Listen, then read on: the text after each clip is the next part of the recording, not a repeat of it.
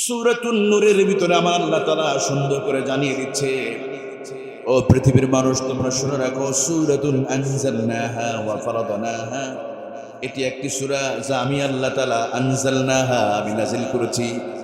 শুধু নাজিল করেই ক্ষান্ত হয় নাই, ও ফারাদনাহা, আমি আল্লাহ কোরআনের বিধিবিধান আমি আল্লাহ তোমাদের জন্য ফরজ করে দিয়েছি। ওয়া আনজালনা ফিহা আয়াতিন বাইয়িনাতিন লাআল্লাকুম তাযাক্কারুন। আল্লাহ আরো সুন্দরকে বলেন, আমি নাজিল করেছি সুস্পষ্ট আয়াতসমূহ যাতে তোমাদের উপদেশ গ্রহণ করো। বাইয়িনাতিন লাআল্লাকুম তাযাক্কারুন। আল্লাহ তাআলা দ্বিতীয় আয়াতের মাঝে আমার আল্লাহ সুন্দরকে বলছেন, আয-যানিয়াতু ওয়াজ-যানি ফাজলিদু কুল্লা ওয়াহিদিন মিনহুমা মিআতা জালদা। আল্লাহ বলে, ব্যভিচারিণী ব্যভিচারী তাদের প্রত্যেককে তোমরা 100 চাবুক মারবে, তোমরা যদি আল্লাহ পরকালে যদি ঈমান রাখো। তবে আল্লাহর দ্বীনের ব্যাপারে তাদের প্রতি করুণাবোধ যেন তোমাদেরকে প্রভাবিত না করে। মুমিনদের একটি দল যেন তাদের শাস্তি প্রত্যক্ষ করে। ওয়ালিয়াশহাদ আযাবাহুমা তাইফাতুম মিনাল মুমিনিন। জোরে বলুন আল্লাহু আকবার।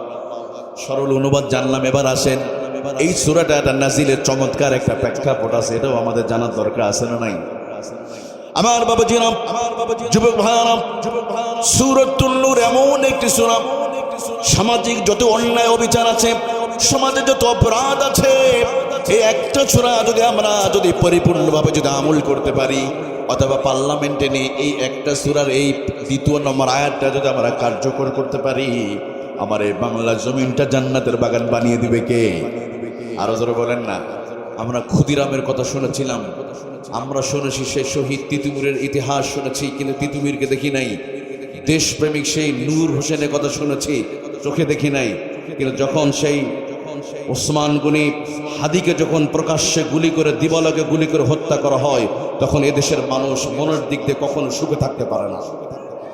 আজকের জানাজার মধ্যে দিয়ে প্রমাণ হয়েছে, এদেশের অনেক বড় বড় নেত্রী, বড় বড় নেতা, বড় বড় মন্ত্রী মারা গেলে এত মানুষ একত্রিত হবে না, যা এক হাতির জন্য লক্ষ লক্ষ মানুষ রাজধানীতে একত্রিত হয়ে প্রমাণ করেছে। যারা ভারতীয় আধিপত্যবাদের বিরুদ্ধে কথা বলবে, আমরা তাদের সাথে আছি। কথা ঠিক কিনা? হাদিকে তো আজ থেকে 2 বছর আগে কেউ চিনত না। চিনত ওসমান গনি হাদিকে আজ থেকে 1.5 বছর আগে কেউ চিনত না। শুধুমাত্র এই 1টি বছর ধরে আমাদের দেশের প্রকাশ্য শত্রু ভারতীয় আধিপত্যবাদের বিরুদ্ধে কথা বলার জন্য এদেশের মানুষ তাদের কলিজার টুকরা সন্তানের চাইতে হাদিকে বেশি ভালো বেলে ফেলছে। কথা কোন ঠিক কিনা?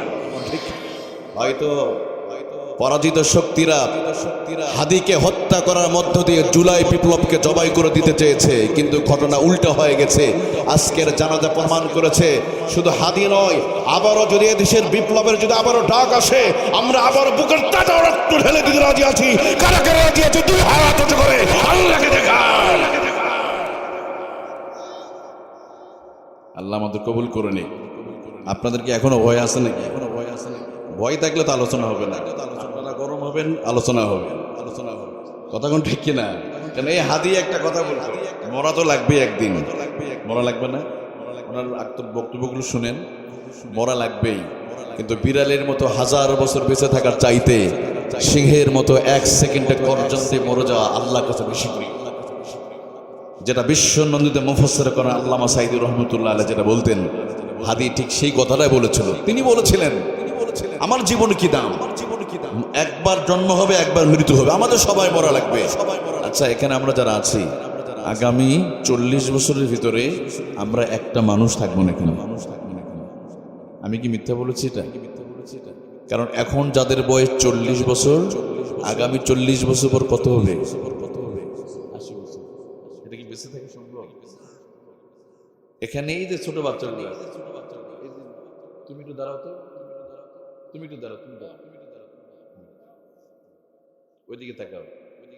এই বাচ্চাটার বয়স ধরেন 10 বছর, আগামী 40 বছর বয়স, 40 বছর পর তার বয়স কত হবে? 50। এখন তার দাড়ি নাই, দাড়ি ওঠে নাই, কিন্তু 40 বছর পর দাড়ি উঠবে, কালো হবে, পেকে যাবে, দাঁত পড়ে যাবে। তাকান না এই বাচ্চার দিকে। তুমি বসো, তাহলে আমরা কোথায় যাব? একটু কল্পনা করুন না ভাই, জীবনে তো অনেক হিসাব নিকাশ করি। ডাচ বাংলায় কত টাকা, ইসলামী ব্যাংকে কত টাকা, অলিপুর রাস্তার পাশে কোন জায়গায় কোন শতকের জমির দাম বাড়ছে, এগুলো হিসাব রাখি।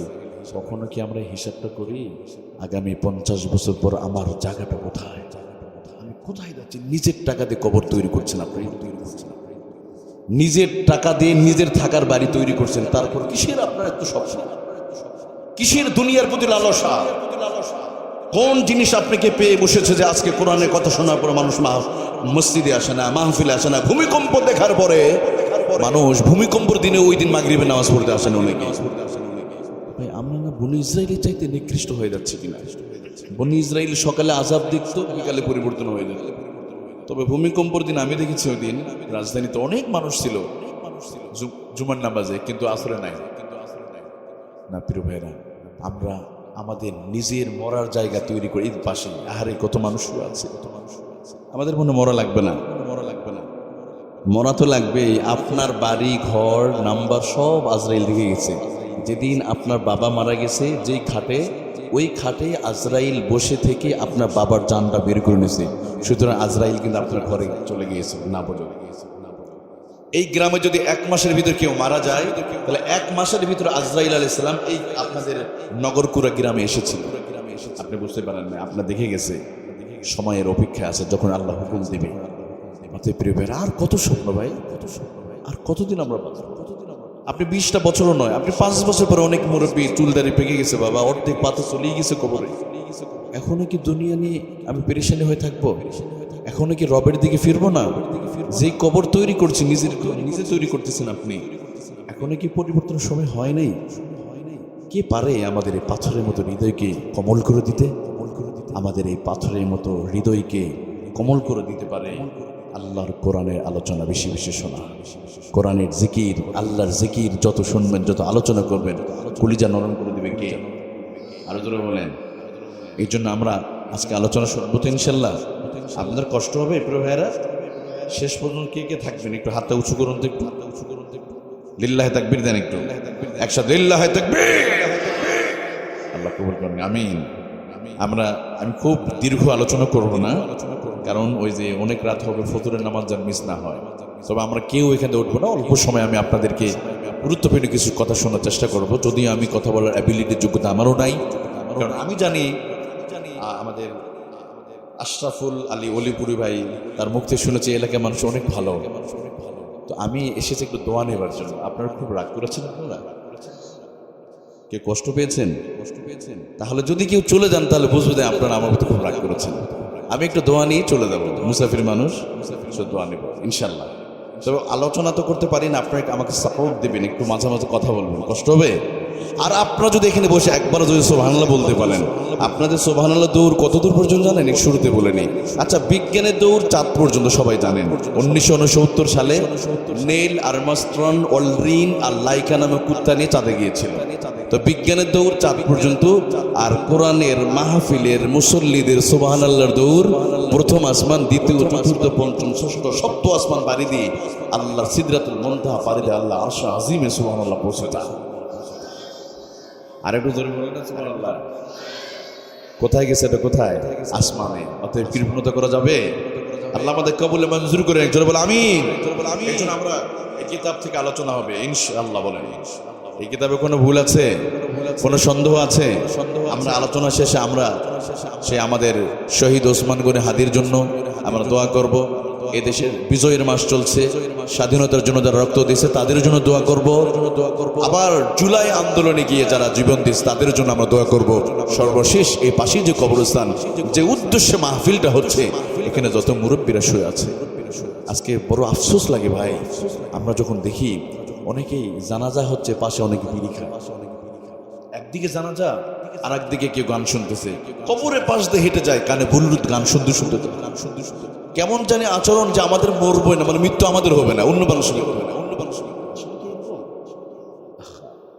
কিভাবে সম্ভব? কবর রেডি হয়ে আমরা ওখানে হাসাহাসি করি, অথচ কবরে আমাদের প্রতিদিন ডাকতেছে আনা বাইতুল নার, আনা বাইতুল গুরবা, আনা বাইতুল ওয়াহদা। আমি একাকিত্বর খবর। বান্দা যখন তুমি আসবে প্রস্তুতি নিয়ে আসো। প্রতিদিন কবর ডাকছাম আপনাকে আমাকে, অথচ কবর। আজকে দেখেন অনেক যুবকরা তাদের বান্ধবীদেরকে নিয়ে পার্কে জিয়ারত করতে যায়, কিন্তু আল্লাহর ঘর জিয়ারত করে না, কবরস্থানে জিয়ারত করতে যায় না। অনেকের মা মারা গেছে 1 বছর হলো, একবারের জন্য কবর দেখতে আসে না। আমি তো মনে করি প্রতি জুমার দিন আপনার কবরস্থানে আসবেন। তুযাক্কিরুকুমুল মাউত, কবর জিয়ারত করলে মৃত্যুর কথা স্মরণ করিয়ে দেয় কে? আর দুটো বলেন, প্রতি জুমার দিন যাদের মা নাই বাবা নাই, যুবক, তুমি যদি তোমার মা বাবার কবর জিয়ারত না করো, তাদের স্মরণ যদি না করো, তোমার সন্তান তোমারও একদিন খবর নেবে না। এখানে অনেকের মা বাবা নাই। আমরা ঢাকা শহরে আমরা তো দেখি জুমার নামাজের পরে, আমিও তো যেখানে জুমা পড়াই, আমাদের মুসল্লিরা সব নামাজ পড়ে চলে যায়। কেউ চলে যায় বুদ্ধিজীবী কবরস্থানে, কেউ যায় শাহজাহানপুর কবরস্থানে, কেউ যায় বনশ্রী কবরস্থানে, সব লাইন ধরে জিয়ারত করছে। কত সুন্দর একটা পরিবেশ, এটা গ্রামের পরিবেশ তৈরি করতে হবে। এবং কবরস্থানে তার সুন্দর লাইটিং করেছে, ওখানে বসার জায়গা আছে, ওখানে সুন্দর ব্যবস্থা করেছে, ওযু করার জায়গা, কোরআন তেলাওয়াতের জায়গা। এটাও আপনাদের হবে, ভিতরে প্লাস্টার করে ফেলবেন, সুন্দর করে রাস্তা করে দিবেন। কবরস্থানে যারা ঘুমানো যায়, কবরস্থান সবচেয়ে নিরাপদ জায়গা, সুবহানাল্লাহ বলেন, সেটা করে ফেলবেন একদিন ইনশাআল্লাহ। তো যাই হোক, আমি আপনাদের সামনে এই কিতাব থেকে আলোচনা করব। আপনারা কষ্ট পাবেন। এই কিতাবে কোনো ভুল আছে, কোনো সন্দেহ আছে? তো একটা ভুল আছে, একটাও নাই। একজন বলছে এই কিতাবে ভুল নাই, কোনো ভুল নাই। বাঘের মতো বলবেন কোনো ভুল আছে? ভুল তো দূরের কথা, সন্দেহ নাই। সুবহানাল্লাহ বলেন। এই কিতাব এখন বাংলাদেশে নাই, বাংলাদেশে আছে, তবে কিতাব বিজয়ী অবস্থা নাই। এই কিতাবকে 4 দেওয়ালের মাঝে বন্দি রাখার বন্দি আছে গত 54 বছর ধরে। এই কিতাব বাংলার ঘরে ঘরে আছে, এই কিতাব বাংলার ঘরে ঘরে আছে। এই কিতাব তেলাওয়াত হয়, এই কিতাব রমজান মাসে খতম তারাবি হয়, এই কিতাব পড়ে মানুষ মারা গেলে কোরআন তেলাওয়াত হয়। কিন্তু কোরআন থাকার কথা ছিল পার্লামেন্টে, কিন্তু সেই পার্লামেন্টে কোরআনুল কারীমের কথা বল ঠিক কিনা? গত 54 বছর ধরে কিতাব করে বৃদ্ধাঙ্গুল দেখিয়ে মানব রচিত আইন ও কানুন দিয়া এ রাষ্ট্র চলেছে বলে দেশের মানুষ এখন শান্তির ভিতরে নাই। তাহলে এই কিতাবকে আমাদেরকে জায়গা মতো নেওয়ার দরকার আছে না নাই? আরো ধরে বলেন। আমার নবী যে কিতাব দিয়ে সেই জাহেলি যুগের বর্বর মানুষদের পরিবর্তন করেছেন, যে যুগের ডাইলেক্ট ছিল might is right, blood for blood, রক্তর বদলে রক্ত, জোর যার মুল্লুক তার, এমন এক অভিশপ্ত সমাজকে আমার নবী পরিবর্তন করেছেন। সে অস্ত্রের নাম কি? এই কোরআন।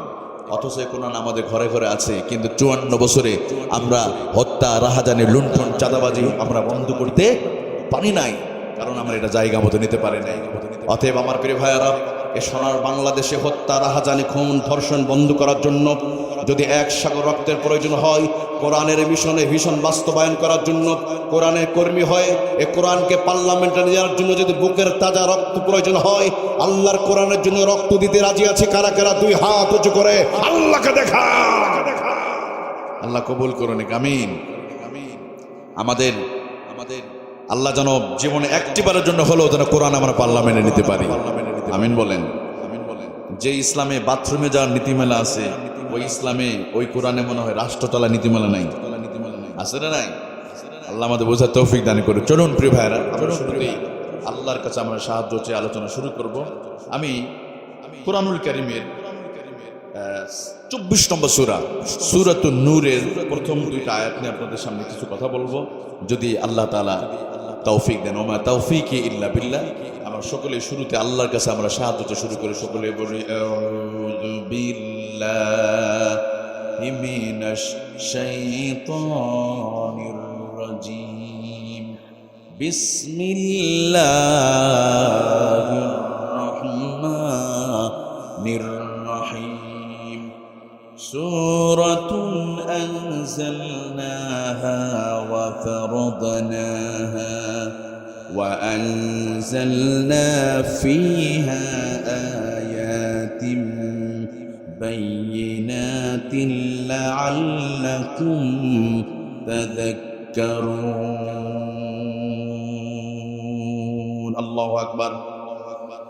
الزانية والزاني فاجلدوا كل واحد منهما 100 جلدة ولا تأخذكم بهما رأفة في دين الله إن كنتم تؤمنون بالله واليوم الآخر وليشهد عذابهما طائفة من মুমিনিন।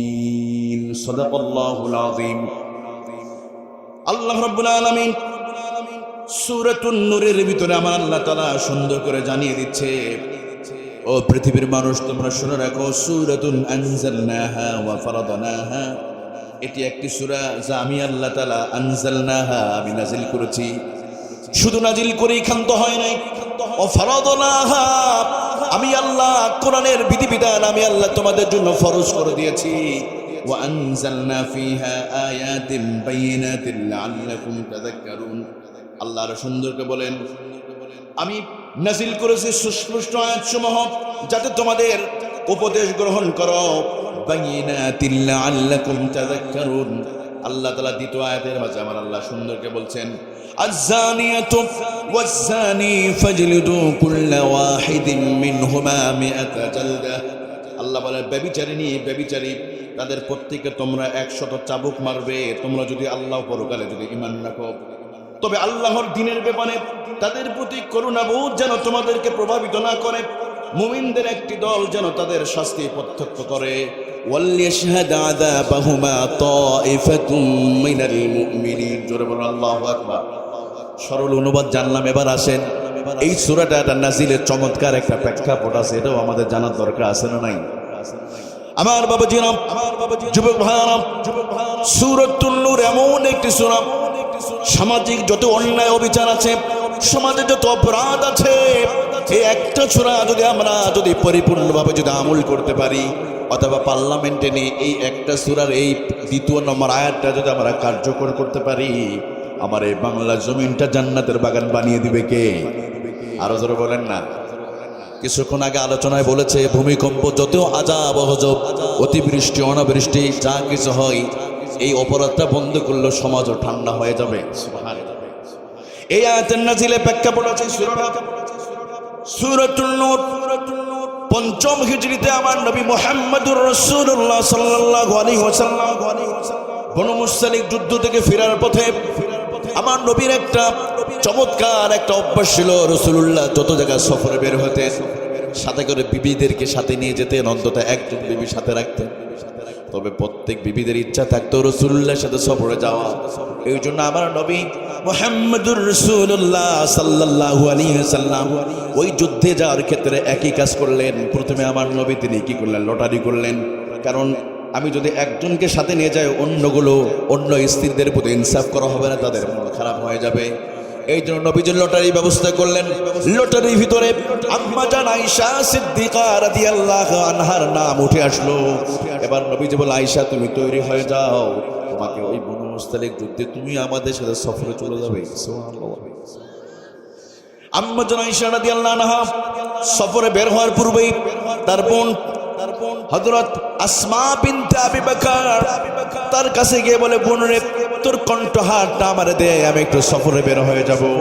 দেখেন আমাদের মা বোনেরা যদি কোথাও যদি বের হয়, কোথাও যদি যায়, নিজে যদি কোনো জিনিস না থাকে অথবা বোরকা নাই, পাশের বাড়ির ভাবির কাছে অথবা বোনের কাছে যায়, বোন তোমার বোরকাটা দিবে, আমি একটু রংপুরে ঘুরতে যাব, আমার তো গলার হার নাই, একটু কি দিবে তুমি? এরকম অনেকে চায় না, চায়। আম্মা জান আয়েশা রাদিয়াল্লাহু আনহা সফরে যাওয়ার পূর্বে বোনের কাছে, বোন আসমা তুমি দাও না তোমার কণ্ঠহার। তো এই কণ্ঠ খুব হতাশগ্রস্ত হলেন, টেনশনে পড়ে গেলেন। আর তিনি তো অনেক বিচক্ষণ মানুষ ছিলেন, অনেক জ্ঞানী ছিলেন। কারণ 1-2টা নয়, 2210টা হাদিসের তিনি কি বলেন? মুহাদ্দিস ছিলেন। সুবহানাল্লাহ বলেন। তিনি মনে করলেন, আমি যদি এখানে চলে যাই, তাহলে কাফেলা থেকে যদি কেউ আবার আমাকে তালাশ করতে আসে, এই জায়গা থাকলে হয়তো আমাকে আবার পেয়ে যাবে। মা আয়েশা রাদিয়াল্লাহু আনহা ওই চাদরটা মোড়া দিয়া ওই মরুভূমিতে জনমানবহীন এলাকা মা আয়েশা শুয়ে পড়লেন। ক্লান্ত শরীর, তন্দ্রাভাব এসে গেছে, ঘুমিয়ে পড়ে গেছে। ইতিমধ্যে আমার নবীজির একটা যুদ্ধ কৌশল ছিল। এক এক দিক দিয়ে এক একজন সাহাবীকে তিনি তৈরি করে রাখতেন। বিশেষ করে কাফেলার পরে একজন আসবে, যদি কোনো জিনিস ছাড়া পড়ে যায়, এই জিনিসটা তিনি কি সংগ্রহ করে আবার কাফেলার সাথে জুড়ে আসবে। এই জন্য একজন সাহাবীকে পিছনের দিনে তিনি রেখেছিলেন। সাফওয়ান রাদিয়াল্লাহু আনহুকে রাখা হয়েছিল, তুমি পিছনে দিয়ে কোনো জিনিস ছাড়া পড়লে তুমি নিয়ে আসবে। কাফেলা রওনা করেছে, তারা বুঝতে পারে নাই। হযরত সাফওয়ান হঠাৎ তার নজর পড়লো, দেখি না কোন একটা জিনিস ছাড়া পড়েছে কিনা। তিনি তাকিয়ে দেখলেন কি যেন একটা জিনিস চাদর মোড়া দিয়ে একজন শুয়ে আছে, মনে হয় আমাদের কাফেলার কোনো ব্যক্তি হতে পারে। তিনি এসে দূর থেকে তিনি দেখলেন আর কেউ না, আম্মা জান আয়েশা রাদিয়াল্লাহু আনহা তিনি শুয়ে আছে। তিনি চিৎকার মেরে উঠলেন, ইন্না লিল্লাহি ওয়া ইন্না ইলাইহি রাজিউন বলে তিনি চিৎকার মেরে উঠলেন। এই আওয়াজ শুনে আম্মা জান আয়েশা রাদিয়াল্লাহু আনহার ঘুমটা ভেঙে গেল। ঘুম ভেঙে যাওয়ার সাথে সাথে জাগ্রত হয়ে গেছে। এবার ওই সাফওয়ান রাদিয়াল্লাহু আনহু বলেন, মা আয়েশা আপনি উঠের উপর উঠে যান, কারণ কাফেলাতে ইতিমধ্যে রওনা দিয়ে গেছে, আপনি বুঝতে হতে পারেন নাই। হযরত সাফওয়ান রাদিয়াল্লাহু আনহু আম্মা জান আয়েশা সিদ্দিকা রাদিয়াল্লাহু আনহাকে নিয়ে ওই উঠে করে তিনি উটের রশি ধরে ধরে হেঁটে হেঁটে রওনা করলেন। মা আয়েশা উপরে থাকলো, ইতিমধ্যে রওনা করেছে। আর ইতিমধ্যে মদিনায় খবর পৌঁছে গেছে, প্রথম কাফেলা চলে গেছে, মদিনায় পৌঁছে গেছে। ইতিমধ্যে আব্দুল্লাহ ইবনে উবাই ইবনে সালুল এমন একটা সময়ের অপেক্ষায় ছিল কিভাবে নবীজি মুহাম্মদ রাসূলুল্লাহর বিরুদ্ধে একটু অপপ্রচার করা যায়। যখন তারা শুনল কাফেলা এসেছে কিন্তু আয়েশা এখনো আসতে পারে নাই, আয়েশা রাদিয়াল্লাহু আনহা পিছনে ছাড়া পড়েছে। একথা শোনার সাথে সাথে ওই মুনাফিক বেঈমানরা সঙ্গে সঙ্গে সিদ্ধান্ত নিল আর একজন কে ছাড়া পড়েছে। শুনল তিনি হলেন সাফওয়ান, আর অন্যদিকে আয়েশা রাদিয়াল্লাহু আনহা ছাড়া পড়েছে। এবার তারা মদিনার মধ্যে খবর প্রচার করে দিল, রাসূলুল্লাহর স্ত্রী মা আয়েশা রাদিয়াল্লাহু আনহা সাফওয়ানের সাথে একটা অবৈধ সম্পর্ক হয়ে গেছে। নাউযুবিল্লাহ।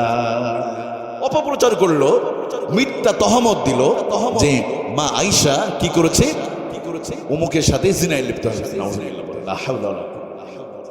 খবর ছড়িয়ে পড়ল মদিনাতে। ইতিমধ্যে হযরত সাফওয়ান সেই পিছনে গিয়ে মদিনায় উপস্থিত হয়ে গেছে। মাদান আয়েশা রাদিয়াল্লাহু আনহার মনটা প্রচন্ড খারাপ, রাসূলুল্লাহ মন খারাপ, কারণ প্রচন্ড ব্যাপকভাবে অপপ্রচার করা শুরু করলো। কারণ তখন রাসূলুল্লাহকে থামানোর আর কোনো জিনিস পেল না, কারণ কাউকে যদি থামাতে হয় কারো চরিত্রের উপর আঘাত করতে হয়। ওরা নিজেরা যাচাই বাছাই না করে প্রথমে বলে দিল যে মুহাম্মদ সাল্লাল্লাহু আলাইহি সাল্লামের স্ত্রী আর একজনের সাথে খারাপ কাজে জড়িয়ে পড়ছে। নাউযুবিল্লাহ বলেন। এইরকম বেঈমান আমাদের সমাজে নাই, বাংলাদেশেও আছে, আমাদের দেশেও আছে। দেখবেন ঘটনা ঘটাবে একজন, নাম হবে আরেকজনের। ঘটনা ঘটালো মুসারুরা আর দোষ হয়ে গেল দাড়িওয়ালাদের। এরকম হয় না? এই যে গত 16 ডিসেম্বরে আপনারা দেখেছেন আমাদের দেশে একটা অনুষ্ঠান হয়। 16 ডিসেম্বরে যেমন খুশি তেমন সাজো একটা অনুষ্ঠান হয়। অর্থাৎ এদিন কেউ মুক্তিযোদ্ধা সাজে, কেউ রাজাকার সাজে, অথবা কেউ নারীদের অভিনয় করে। আমরা রাজাকারদের ঘৃণা করি, কথা বলেন ঠিক না? কিন্তু এখানে এমন একটা অভিনয় দেওয়া হয়, রাজাকারদের মুখে দেয় দাড়ি, মাথায় দেয় টুপি। অর্থাৎ বোঝানো হয় যে টুপিওয়ালা আর দাড়িওয়ালা মানে রাজাকার। নাউযুবিল্লাহ। দেখেন এই বেঈমানরা কিভাবে আলেমদেরকে দিনের পর দিন তো চলেছে পূর্বে, আবার নতুন করে এটা শুরু হয়েছে এইবার 16 ডিসেম্বরে। আচ্ছা বলেন, 1971 সালে 16 ডিসেম্বরে পরে যত রাজাকার ধরা পড়েছিল ছবিগুলো এখনো ইত্তেফাক পত্রিকা, আজ থেকে সেই 54 বছর আগের পত্রিকায় খুঁজে দেখেন, ছবিগুলোতে আমার কাছেও আছে। একটা রাজাকারের মুখের মধ্যে দাড়ি নাই, মাথায় টুপি নাই। অথচ এই ভারতীয় ন্যারেটিভ তৈরি করে আমাদের দেশে এমনভাবে মিডিয়াতে প্রচার করা হয়েছে যে টুপি মানেই রাজাকার, দাড়ি মানেই রাজাকার। নাউযুবিল্লাহ বলেন। অথচ আমি আপনাদেরকে স্পষ্ট করে বলে দিতে চাই, যদি কেউ ইসলামের তাহজিবে তামাদ্দুনে নবী মুহাম্মদ রাসূলুল্লাহ সাল্লাল্লাহু আলাইহি ওয়াসাল্লাম পবিত্র দাড়িকে যদি কেউ অপমান করতে চায়, বুঝে নিতে হবে সে মুসলমান নয়, তার ঈমানের ভিতর ভেজাল আছে। কথা বলেন ঠিক কিনা? অথচ তারা অভিনয় করে। আরেকটা অনুষ্ঠান দেখে এবারে একটা অভিনয় করছে, যিনি ওনার শরীরে আছে হাজি রুমাল, মাথায় টুপি, আর মাথায় আছে টুপি, মুখে আছে দাড়ি। ওনার অভিনয়টা দিয়েছে স্ত্রীকে মারবে, স্ত্রীকে মারবে। আচ্ছা এই মেসেজটা কি দিচ্ছে যে টুপিওয়ালা দাড়িওয়ালা মানে বউ মারে, স্ত্রীকে মারে? আসলে কি তাই? আচ্ছা আমি আপনাদের চ্যালেঞ্জ, এই এলাকা যত ইমাম, যত খতিব, যত হুজুর আছে, এই হুজুররা কি যৌতুক নিয়ে বিয়ে করছে? হুজুররা কি বউরে তালাক দেয়? বাংলাদেশে একটা গবেষণা হয়েছে, আলেম ওলামাদের ভিতরে ডিভোর্সের প্রবণতা 100-র ভিতরে 5%ও নয়। সুবহানাল্লাহ বলেন। যৌতুকের জন্য পিটায়, এই প্রবণতা 100 জনের ভিতরে 95 জন স্ত্রীকে পিটায় না। সুবহানাল্লাহ বলেন না? তাহলে এই দিক থেকে এগিয়ে আছে। তারপরও অভিনয় করে আলেমদের টুপি নিয়ে তারা বারবার, এই বেঈমানরা, এই মুনাফিকি বারবার করে থাকে। তবে আমরা এইটা আর শুনতে রাজি নয়। কথা বলুন ঠিক কিনা? এটা হলো তাদের অস্ত্র, আলেম ওলামাদেরকে ঘায়েল করার জন্য। এই মুনাফিকরা বারবার এইরকম ধর্ষণের অভিনয় করে, বিভিন্ন নাটক করে, এই প্রথম আলো পত্রিকা, ডেইলি স্টার পত্রিকা জঙ্গিবাদের নাটক সাজিয়ে আলেমদেরকে দিনের পর দিন তাদের জেলখানার ভিতর রাখার একটা ব্যবস্থা করে দিয়েছিল। কথা বলেন ঠিক কিনা? আল্লামা সাঈদীকেও ধর্ষণের মামলা দিয়ে 1 বছর 2 বছর নয়, 13 বছর 3 মাস তাকে বন্দী রেখেছে। কথা বলেন ঠিক কিনা? শুধু ওনাকে নয়, আল্লামা মামুনুল হক, আমার বন্ধু আমির হামজা, ওনাকে কি মামলা দিল? উনি নাকি সংসদ ভবন দখল করতে গেছে। আচ্ছা, যে কোন মানুষটা সংসদ ভবন দখল করতে যাবে? কিভাবে নাটক তৈরি করতে, এগুলা তৈরি করতে এই পত্রিকা। যাই হোক, তারা যে উদ্দেশ্য করে আলেমদেরকে মামলা দিয়েছিল, বলেন তো প্রিয় ভাইরা, তারা কি সফল হয়েছে? যেই সাঈদী সাহেব কোন, ওনাদেরকে যারা মামলা দিল, যে আজকে উনি চলে গেছে দুনিয়াতে, আমি চ্যালেঞ্জ করে বলতে পারি আগামী 100 বছর পরে আল্লামা সাঈদীর জন্য দোয়া হবে। কিন্তু সাঈদীকে যারা মিথ্যা মামলা দিয়ে অত্যাচার করে জুলুম নির্যাতন করেছে, ওই সমস্ত জালিম আর স্বৈরাচারদের নাম শুনলে মানুষ ঘৃণা করবে। কথা বলেন ঠিক না? ওরা আলেমদের সম্মান কেড়ে নিতে চেয়েছিল। আব্দুল্লাহ ইবনে উবাই ইবনে সালুল যেভাবে আম্মাজান আয়েশা রাদিয়াল্লাহু আনহাকে মিথ্যা তহমত দিয়ে তার সম্মান কেড়ে নিতে চেয়েছিল রাসূলুল্লাহর, একইভাবে বাংলা জমানে আলেমদেরকে এরকম রাজাকার বানিয়ে, আলেমদেরকে ধর্ষণের মামলা দিয়ে আলেমদের সম্মান কেড়ে নিতে গিয়ে আল্লাহ তাদেরকে বাংলার জমিন থেকে নাস্তানাবুদ করে দিয়েছে। তুইজ্জু মান তাশা ওয়া তুযিল্লু মান تشاء بيدك الخير।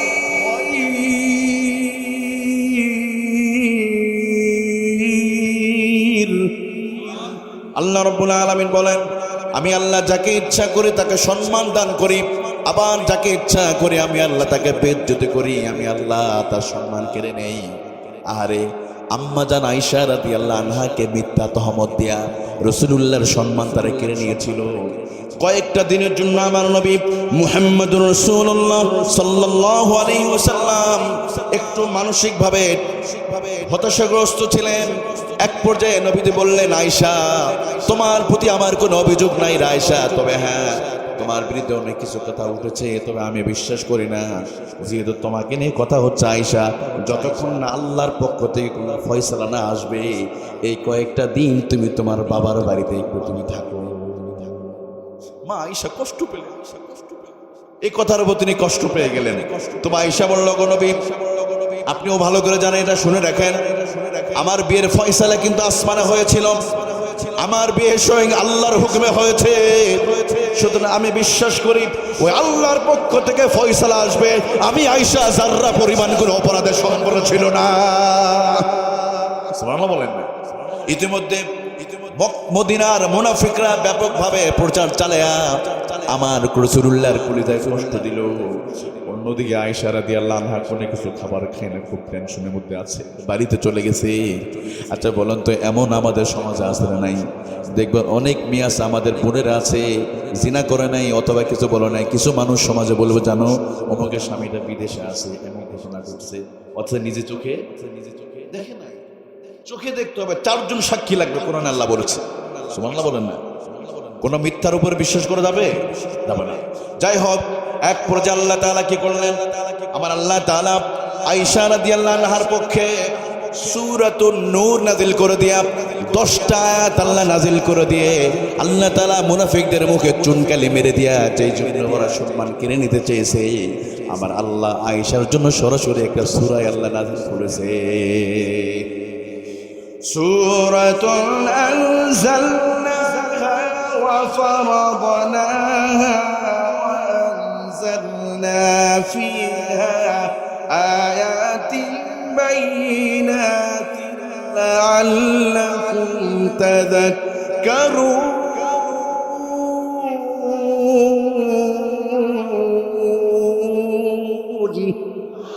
আরো ধরে বলেন আল্লাহু আকবার। আল্লাহ তাআলা আয়াত নাযিল করে দিয়া আল্লাহ রাব্বুল আলামিন প্রমাণ করে দিলেন, আয়েশা সেদিন কোন খারাপ কাজ করে নাই, বরং যারা তার বিরুদ্ধে তহমত দিয়েছে তারাই বড় অপরাধী হয়েছে। সুবহানাল্লাহ বলেন। এবার আসুন আমার ব্যাখ্যার দিকে চলে যাই। আল্লাহ তাআলা আয়াতের মাঝে কি বলছেন? সূরাতুন আনজালনাহা, এটি একটি সূরা, আনজালনাহা ওয়া ফারাদনাহা। আল্লাহ বলেন আমি এই সূরা নাজিল করেছি, শুধু এই একটি সূরা না, পুরা কোরআন নাজিল করেছে কে? শুধু কি একটি সূরা না, পুরা কোরআন? তানজিলুম মির রাব্বিল আলামিন। আল্লাহু আকবার। আল্লাহ বলেন ওয়া ফারাদনাহা, শুধু নাজিলই করে নাই, আমি আল্লাহ কোরআনের বিধিবিধানগুলো আমি আল্লাহ তোমাদের জন্য ফরজ করে দিয়েছি। সুবহানাল্লাহ, কোরআনের বিধিবিধান ফরজ করে দিয়েছে কে? আর ধরে বলেন, আর এই বিধিবিধান যদি কেউ মানে তার জীবনে বরকত আছে না নাই? কেন আল্লাহ অন্য আয়াতে বলছে না, হাযা কিতাবুন আনজালনাহু ইলাইকা মুবারাকুন ফাত্তাবিউহু ওয়াত্তাকু লাআল্লাকুম তুরহামুন। আল্লাহ রাব্বুল আলামিন হাযা মুবারাক, এটা এমন একটি মোবারকময় কিতাব, এই কিতাব যদি তোমরা মানতে পারো তোমাদের ভিতর অনাবিল শান্তি বিরাজ করবে। লাআল্লাকুম তুরহামুন। আমার প্রিয় ভাইয়েরা, কোরআন মানলে রহমত নাজিল করে দিবে কে? আমার দেশে বলেন তো কোরআন কি আমরা মানি? তবে হ্যাঁ, আমার দেশে আমরা কোরআন মানি না, তবে দুইটা জায়গা আমরা কোরআনের নিয়ম মেনে চলে বলি, দুই জায়গায় শান্তি আছে, আর বাকি জায়গায় শান্তি নাই। দুই জায়গায় শান্তি আছে, মসজিদের ভিতরে শান্তি আছে, কবরস্থানে কোনো মারামারি নাই আছে।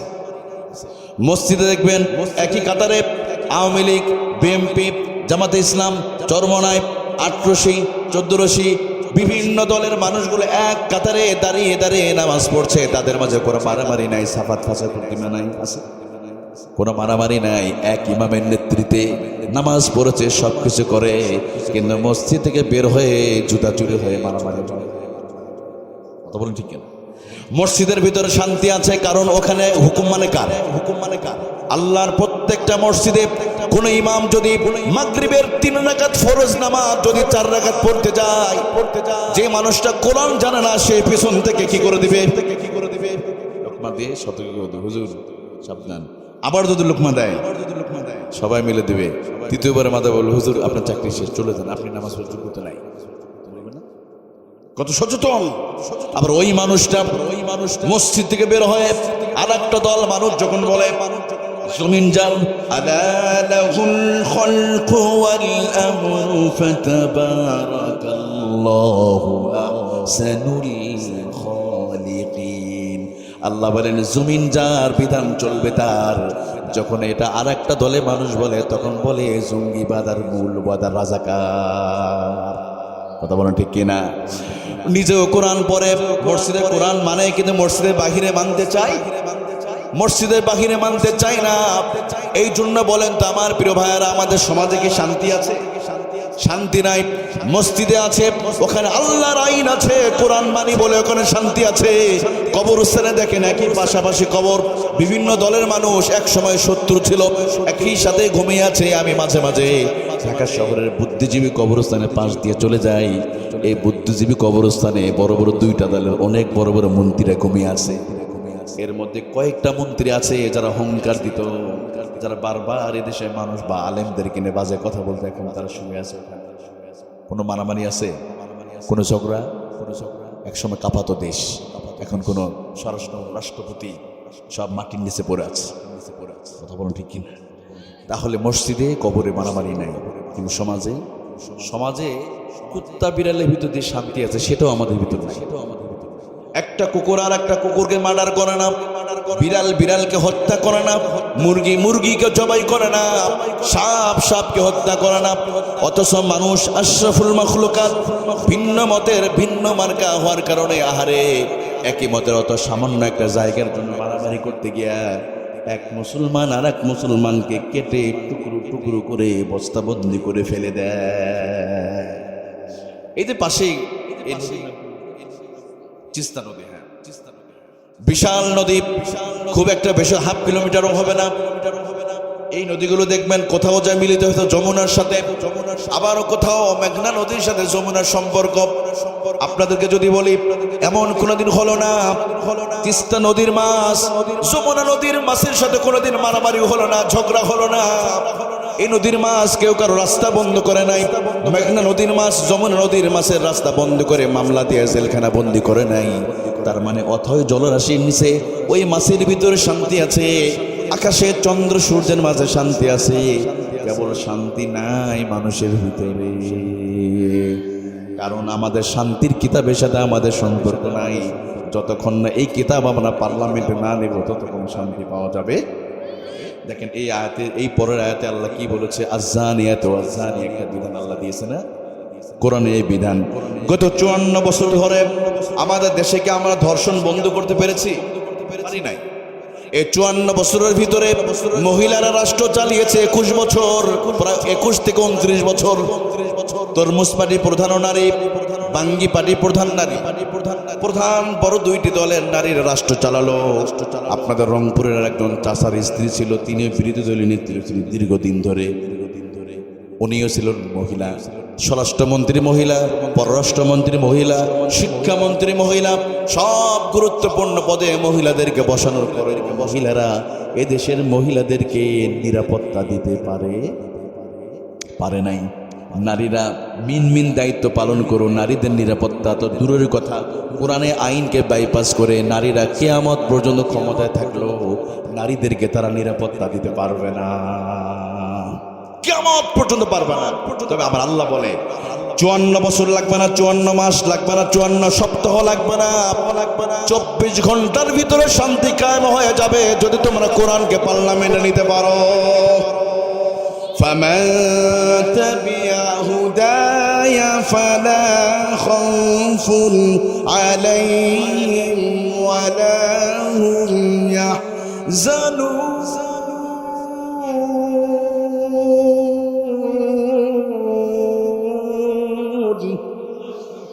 আরো জোরে বলেন ঘোষণাটা কার?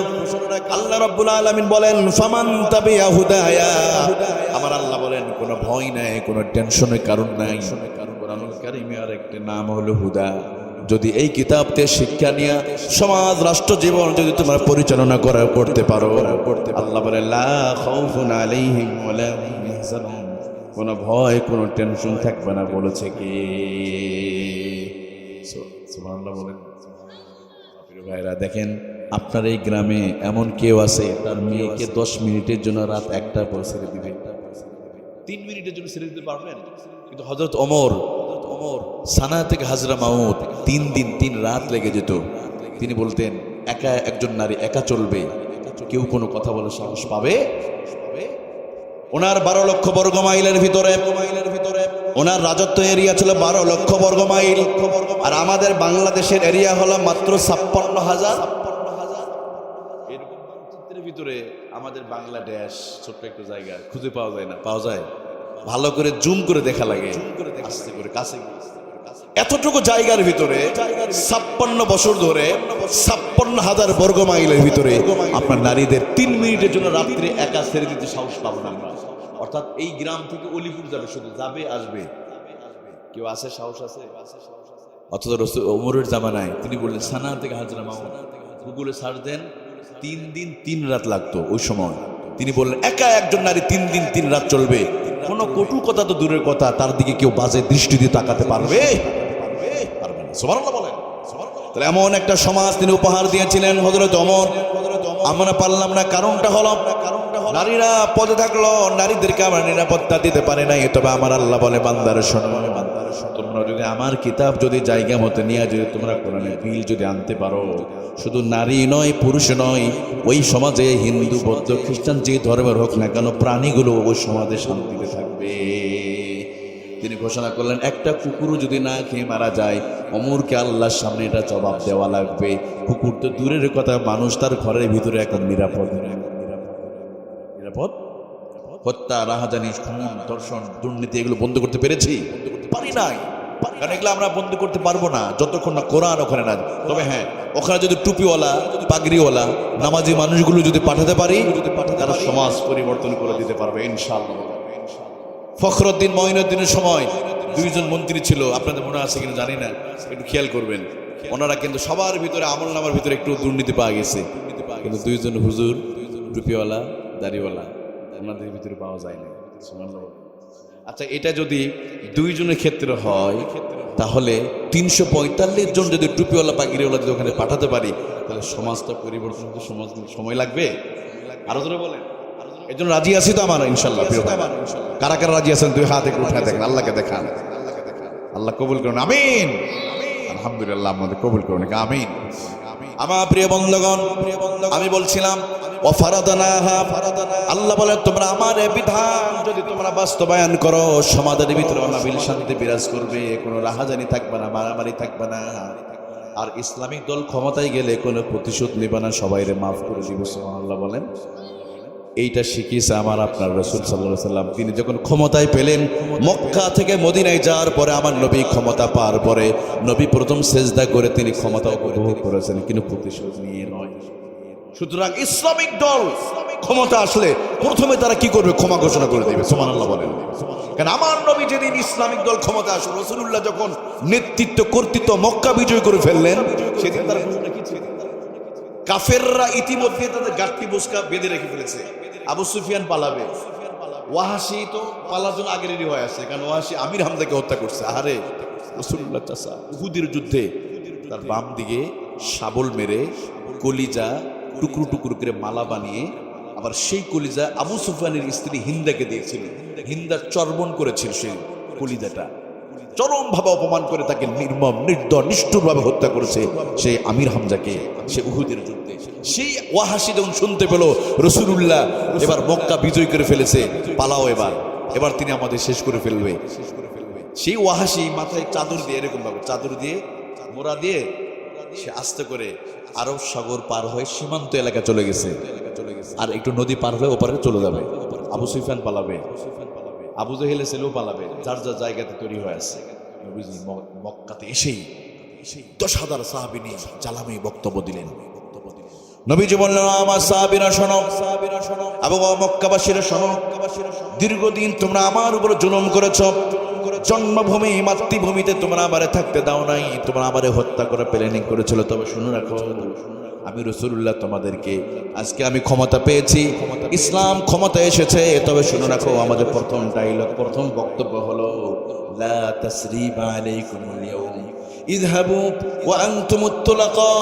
আমি রাসূল ঘোষণা করলাম কোনো প্রতিশোধ নয়, তোমাদেরকে ক্ষমা ঘোষণা করা হলো। ইযহাবু ওয়া আনতুমুত তুলাকা, আজ থেকে আমি রাসূলুল্লাহ তোমাদেরকে স্বাধীন করে দিলাম, তোমরা নিজের ঘরে নিরাপদ। আবু সুফিয়ান তুমি তোমার ঘরে নিরাপদ। আবু সুফিয়ান এই মক্কা ছেড়ে তোমাকে পালাতে হবে না। অথচ এই আবু সুফিয়ান আমার রাসূলকে কত কষ্ট দিয়েছিল। নবী বললেন সবাই নিজ নিজ ঘরে থাকো। সুবহানাল্লাহ। যখনই রাসূলুল্লাহ ঘোষণা দিলেন, সাধারণ মক্কাবাসীর ভিতরে এবার আনন্দ উল্লাস শুরু হয়ে গেল। সবার মুখে মুখে তারা যেন পাগলের মতো হয়ে গেল। আহারে, যে মুহাম্মদ রাসূলুল্লাহকে এত কষ্ট দিয়েছিলাম, যাকে এত গালি দিতাম, যাকে এত কিছু বলতাম আমাদের বাপ দাদা ধর্ম শেষ করে দিবে, আজকে মুহাম্মদ ক্ষমতায় এসে প্রথম এসে ক্ষমা ঘোষণা করেছে। সুবহান। আবু সুফিয়ান শুনে চলে আসে রাসূলের কাছে। প্রথম বক্তব্যে 1000 কাফের কালিমা পড়ে মুসলমান হয়। ইতিমধ্যে ওই তো ওয়াহাশি রাসূলুল্লাহ চাচার কলিজায় যে শাবল মেরে কলিজা বের করে মানে টুকরো টুকরো করে মালা বানিয়ে খেলেছিল, সেই ওয়াহাশি পালিয়ে যাচ্ছে। লোকেরা বলল, ওয়াহাশি মানে আইনা তুরি, তুমি কোথায় যাও? ওয়াহাশি বলে, আমি তো পালিয়ে চলে যাচ্ছি, কারণ মুহাম্মদ মক্কা বিজয় করে ফেলেছে, এখন আর উপায় নাই। লোকেরা বলল, ওয়াহাশি তুমি কেন পালিয়ে যাবে? মুহাম্মদ রাসূলুল্লাহ ঘোষণা করেছে, লা তাসরিবা আলাইকুমুল ইয়াউম ইযহাবু আনতুমুত তুলাকা। তিনি আজকে সবাইকে স্বাধীন করে দিয়েছে। ওয়াহাশি তুমি কেন পালাও রে ওয়াহাশি, কারণটা কি? ওয়াহাশি বলে, দেখো মক্কাবাসী শোনো, রাসূলুল্লাহ সবাইকে মাফ করে দিলেও দিতে পারে, কিন্তু আমারে কোনোদিন সে মাফ করবে না। লোকেরা বলল, কেন, কারণটা কি? তারা বলল, ওয়াহাশি বলে, শোনো, আমি হলাম সেই ব্যক্তি মুহাম্মদ রাসূলুল্লাহর কলিজার টুকরা চাচা আমির হামজাকে উহুদের প্রান্তরে আমি ওয়াহাশি শাবল মেরে তার ক্ষত বিক্ষত করে শহীদ করে দিয়েছিলাম। কারণ আমার চেহারা রাসূলুল্লাহর সামনে যখন চলে যাবে, মুহাম্মদ রাসূলুল্লাহ তিনি আর সহ্য করতে পারবে না। সবাইরে মাফ করলেও তিনি হয়তো আমারে তিনি মাফ করেন। তিনি অতএব আমি রাসূলুল্লাহর সামনে যাব না, আমি পালাই। তারা বললো, না না, চলো চলো, তুমি রাসূলুল্লাহর সামনে যাও। কারণ তিনি এই মক্কাবাসীকে যদি মাফ করে দিতে পারে, আমাদের বিশ্বাস ওয়াহশী রাসূলুল্লাহ তোমারও মাফ করে দিবে। সুবহানাল্লাহ। ওয়াহশী রাসূলুল্লাহর কাছে চলে গেছে, গিয়ে বলে, আসসালামু আলাইকা ইয়া রাসূলুল্লাহ ইয়া হাবিবাল্লাহ। পিছন থেকে তাকে সালাম দিচ্ছে। নবী বলে, কে তুমি? ওয়াহশী বলে, ওগো নবী, আমি সেই ওয়াহশী। রাসূলুল্লাহ বলেন, কোন ওয়াহশী? আমি সেই ওয়াহশী যে কিনা আপনার চাচা আমির হামজাকে শহীদ করেছিল। নবীজি এবার নড়ে চড়ে বসলেন, কেন তাহলে তুমি কেন এসেছো? ওয়াহশী বলে, আতাইতুকা ইয়া রাসূলুল্লাহ, ওগো নবী, আমি আপনার কাছে তওবা করার জন্য এসেছি। যদি আপনি আমারে মাফ করে দেন, উরিদু আন উসলিমা, আমি আপনার হাতে হাত রেখে কালিমা পড়ে জন্মের মতো মুসলমান হয়ে যাব। আমি শুনলাম আপনি আজকে সাধারণ ক্ষমা ঘোষণা করেছেন, আমি জানি হয়তো আপনি আমারে মাফ করবেন কিনা আমি জানি না, তবে বুক ভরা আশা নিয়ে এসেছি। আতাইতুকা ইয়া রাসূলুল্লাহ উরিদু আন উসলিমা, আপনি যদি আমারে গ্রহণ করেন আমি কালিমা পড়ে মুসলমান হয়ে যাব। যখন ওয়াহশী বলেছে আমি মুসলমান হব, নবী মুহাম্মদুর রাসূলুল্লাহ সাল্লাল্লাহু আলাইহি ওয়াসাল্লামের কলিজার ভিতরে এবার মায়া জন্ম হয়ে গেছে। কারণ ইসলাম গ্রহণ করতে চেয়েছে, কারণ নবী সবকিছু চাইতে তিনি ইসলামকে বেশি ভালোবাসতেন। সবকিছুর চাইতে ইসলামকে বেশি ভালোবেসে, নিজের স্বার্থের দিকে তাকায় নাই। আমার চাচাকে মেরেছে, আগে প্রতিশোধ নিব, এইটা তিনি। আমরা কি করতাম ভাই? এটা কল্পনা করেন তো, আপনার বাবাকে একজন মানুষ মেরেছে, তাকে যদি কাছে পেয়ে যান, আপনি কি করবেন? তখন আচরণটা কেমন হবে? আর রাসূলুল্লাহ সাল্লাল্লাহু আলাইহি ওয়াসাল্লাম কাছে পেয়ে গেলেন, 10,000 সাহাবী আছে, তাকে কেটে টুকরো টুকরো করতে পারতেন। কিন্তু যখনই বলেছে উরিদু আন উসলিমা, উরিদু আন মুসলমান হতে চাই, যদি আপনি আমারে মাফ করে দেন বা তওবা কবুল করেন, সুবহানাল্লাহ বলেন। এবার নবীজি বলেন, ওয়াহশী তাহলে দেরি করছো কেন? তাহলে কালিমা পড়ো। ওয়াহশী বলে, আমার একটা শর্ত আছে। আবার একটা শর্ত দিছে। ওয়াহশী বলে, ওগো নবী, আপনি যদি আমার ওই শর্ত মানেন তাহলে কালিমা পড়ে মুসলমান হয়ে যাব। নবীজি বললেন, সিরাত ইবনে হিশামের ভিতরে চমৎকার করে ঘটনাটা এসেছে। এবার ওয়াহশী বলল, নবী, আমি ততক্ষণ পর্যন্ত আমি মুসলমান হব না যতক্ষণ না পর্যন্ত আল্লাহর পক্ষ থেকে আমার পক্ষ যদি কোরআনে আয়াত নাজিল যদি হয়, আমাকে মাফ করে দিবে আল্লাহ। ওই কথা শোনার পর আমি কালিমা পড়ে মুসলমান হয়ে যাব। উরিদু আন লা উসলিমা হাত্তা আসমা কালাম আল্লাহ,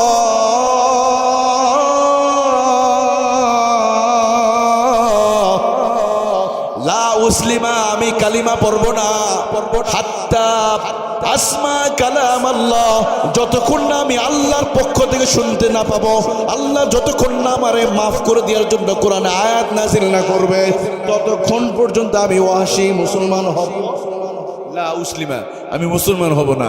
আল্লাহ যদি আমার জন্য কোরআনে একটা আয়াত নাযিল করে যদি বলে আমি ওয়াহশীকে মাফ করে দিলাম, এমন প্রতিশ্রুতি যদি পাই, তাহলে আমি মুসলমান হব, এছাড়া মুসলমান আমার লাভ নাই। রাসূলুল্লাহ বললেন, ওয়াহশী, তোমার কি এটাই সিদ্ধান্ত? একটু অপেক্ষা করো, দেখি আল্লাহর একটা ফয়সালা আছে তোমার জন্য। নবীজি এবার বললেন, ওয়াল্লাযীনা লা ইয়াদউনা মা'আল্লাহি ইলাহান আখার ওয়া লা ইয়াকতুলুনান নাফসাল্লাতী হারামাল্লাহু ইল্লা বিল হাক্কি ওয়া লা ইয়াজনুন। আল্লাহু আকবার বলেন। আমার বাবা যারা যুবক ভাইরা, এবার খেয়াল করেন, নবীজি বললেন, ওয়াহশী, হ্যাঁ আল্লাহ তোমারে মাফ করবে, শর্ত হলো 3টা। কয়টা?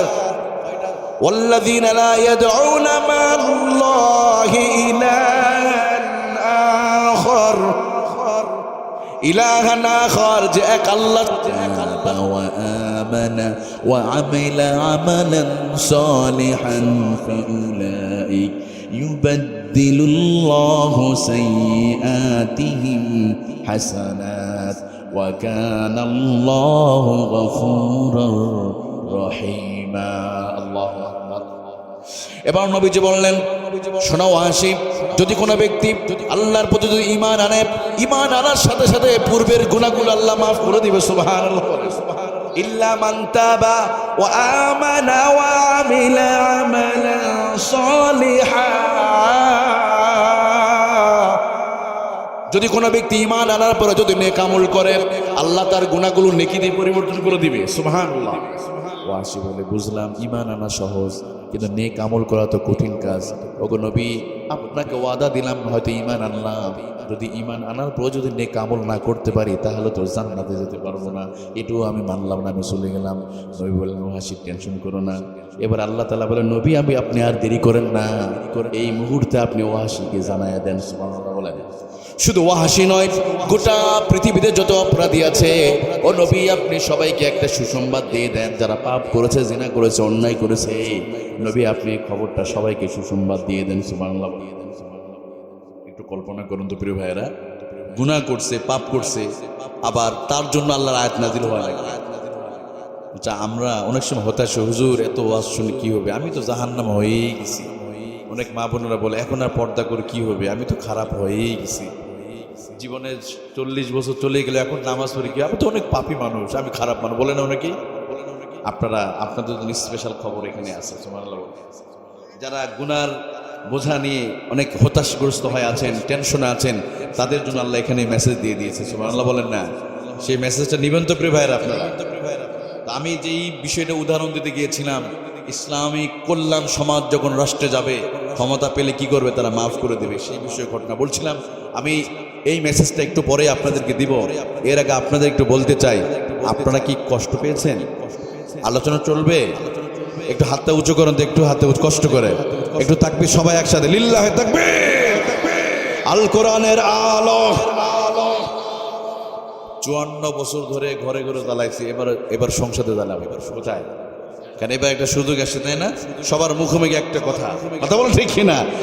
আল কোরআনের আলো, আল হাদিসের আলো, লিল্লাহে তাকবীর। আমার প্রিয় বন্ধুগণ, আমার প্রিয় ভাইসা, আমি এই সুসংবাদটা আপনাদেরকে দিব। এর আগে আমি আপনাদেরকে একটু মুসাফির হিসাবে আমি আপনাদের কাছে একটু বলছি, যা অনেক গভীর হয়ে গেছে, আমি শুধু এতটুকু বলবো, আমরা এখানে যারা বসে আছি শুধু একটা প্রশ্ন বলবো, আপনারা বলেন তো প্রিয় ভাইয়েরা, পৃথিবীতে মানুষ মাটির নিচে বেশি না মাটির উপরে? দুইটা গ্রুপ হয়ে গেছে, ইখতিলাফ শুরু হয়ে গেছে। কিন্তু কেউ বলছে মাটির, কেউ বলছে মাটির আসলে উপর না নিচে? মাটির, এই যে পায়ের নিচে বসে। সাইয়েদনা আদম থেকে এই পর্যন্ত কত মানুষ আছে আমরা কেউ জানি? আচ্ছা, এত মানুষ চলে গেছে, আমাদেরকে মনে যাওয়া লাগবে না, তাই না? এরকম তাহলে এত মানুষ চলে গেল, আমাদেরকে কি মরা লাগবে না ভাই? লাগবে। এখানে যারা আছে, আমি তো আগেই বলেছি, আগামী 40-50 বছরের ভিতরে কেউ আমরা থাকবো না, একটা মানুষ থাকবো না। আচ্ছা, এই যে একটা দেখেন, আমাদের মরার সময় একটা এরকম একটা পোশাক পরাবে, একটু খেয়াল করুন, দেখা যায় এটা এরকম চকলেটের মতো মোড়া দিয়ে, দুই দিকে চকলেটের মোড়া দিকে। আবার মেয়েরাও দেখেন, মা বোনেরা দেখেন, যারা পর্দা করতে চান না, মরার পরে ঠিকই এরকম একটা বোরকা পরাবে, পরাবে না? পরাবে। তা আমি বলি, আচ্ছা, এই কাফনের কাপড়ের কোনো পকেট আছে? আপনাদের অলিপুরে তো আছে মনে হয়, দুই দিকে দুইটা পকেট আছে, টাকা নিয়ে যায়, মাছের সুযোগ আছে।